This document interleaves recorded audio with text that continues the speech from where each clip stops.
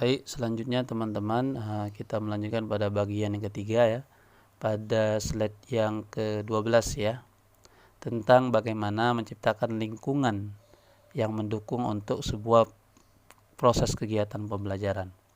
Jadi yang pertama dalam quantum teaching ya, guru harus menyiapkan poster-poster ikon di dalam kelas ya, yang mendukung materi pelajaran yang akan diajarkan. Kemudian membuat afirmasi yang berisi tentang pesan-pesan bahwa aku mampu mempelajarinya. Kemudian gunakan warna untuk menggarisbawahi kata-kata yang penting, ya. Jadi lihat mana kata-kata yang penting, kemudian digarisbawahi, diwarnai. Kemudian sediakan alat bantu ya, yang sesuai atau yang relevan dengan materi yang akan dipelajari. Kemudian atur bangku untuk mendukung tercapainya tujuan pembelajaran.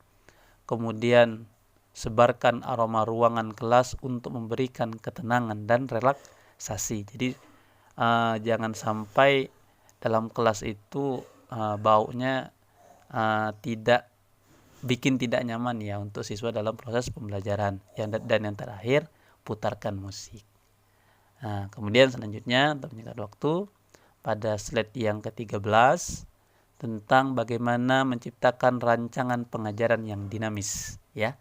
Ya, tentu langkah pertama, guru harus membuat suatu rancangan pengajaran yang dinamis. Nah, untuk menciptakan rancangan pengajaran yang dinamis, maka guru harus mengetahui asas utama dari quantum teaching ya. Asas utama atau prinsip-prinsip yang dipegang dalam quantum teaching yang sudah kita bahas sebelumnya. Nah, kemudian apa tujuan hal tersebut dilakukan? Yaitu untuk memudahkan membangun jalinan, menyelesaikan bahan pelajaran yang lebih cepat, membuat hasil belajar yang lebih melekat, dan memastikan terjadinya pengalihan ilmu pengetahuan. Nah, untuk selanjutnya, sarana dan metode yang sesuai dengan modalitas yang dimiliki siswa. Jadi seorang guru harus menyiapkan sarana dan metode yang sesuai dengan modalitas yang dimiliki siswa.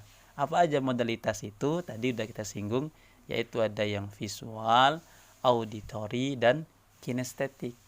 Antara anak yang visual dan auditory serta kinestetik tentu memiliki metode yang harus kita terapkan kepada dirinya, tentu dengan perspektif atau metode yang berbeda-beda untuk mendukung tercapainya tujuan pembelajaran yang kita inginkan.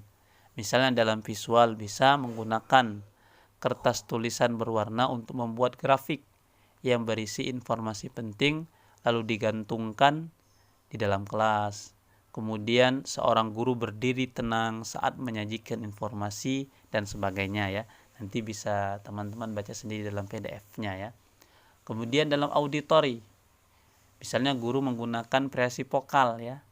Baik itu adanya perpindahan nada, kecepatan intonasi dalam berbicara, volumenya dalam guru menjelaskan atau presentasi, itu perlu diperhatikan ya.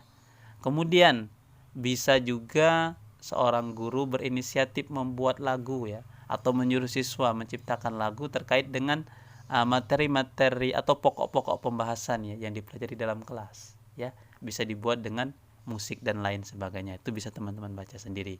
Kemudian kinestetik. Dalam hal kinestetik, guru harus menggunakan alat bantu untuk menumbuhkan rasa ingin tahu siswa. Kemudian ciptakan simulasi konsep agar siswa bisa mengalaminya.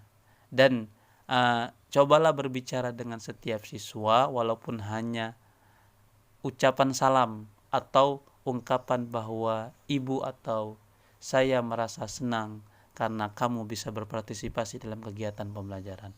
Dan juga izinkan siswa untuk berjalan-jalan di dalam kelas ya. Ini beberapa hal yang perlu kita perhatikan ya dalam modalitas belajar yang dimiliki oleh siswa. Kemudian pada slide yang ke-15, ini pada bagian yang kedua ya, yaitu menata penyampaian materi pelajaran. Yang pertama yaitu mengorkestrasikan presentasi prima, ya. Nah, cara menyingkapkan ya energi alamiah untuk menjadi cahaya bagi orang lain, ya. Yang pertama yaitu dengan antusias, bawaan yang berwibawa, ya, sikap positif, supel, harmonis, luwes, menerima, fasih, tulus. Kemudian juga ada spontan, menarik, ya. Kemudian menganggap bahwa semua siswa mampu, dan kemudian menetapkan atau memelihara harapan yang tinggi kepada siswa. Nah, untuk menciptakan hal-hal tersebut, maka seorang guru harus menggunakan cara-cara komunikasi yang baiknya. Nah, terdapat 4 prinsip komunikasi yang ampuh. Yang pertama, memunculkan kesan, ya, arahkan fokus siswa, kemudian berkomunikasi secara inklusif dan spesifik. Ini ya yang pertama, mengorkestrasikan presentasi secara prima, ya. Kemudian yang selanjutnya, mengorkestrasikan fasilitas yang elegan atau luas, ya, dengan cara menggunakan prinsip know, explain, get, ya.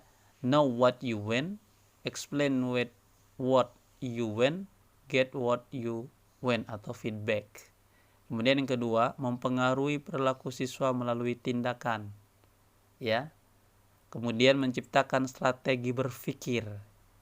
Kemudian tanya jawab dalam belajar. Nah, dalam tanya jawab yang bisa digunakan guru adalah tentang pertanyaan apa yang terjadi, apa yang saya pelajari, dan bagaimana saya menerapkannya, ya.